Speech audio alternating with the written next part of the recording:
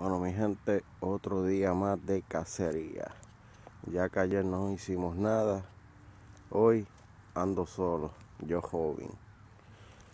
Bueno, Gené está por Puerto Rico. Saludos, Gené, allá a Puerto Rico, que les está pasando bien.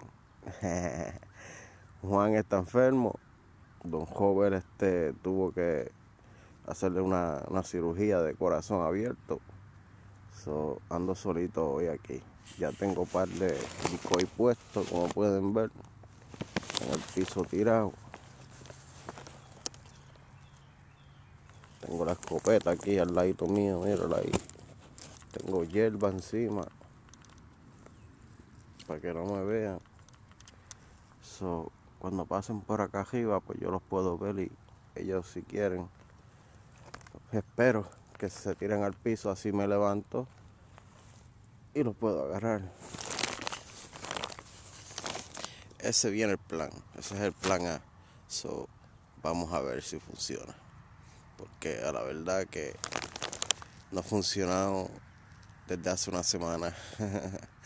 Pero la semana pasada cogí uno. Con eso cuenta. Veremos hoy lo que pasa.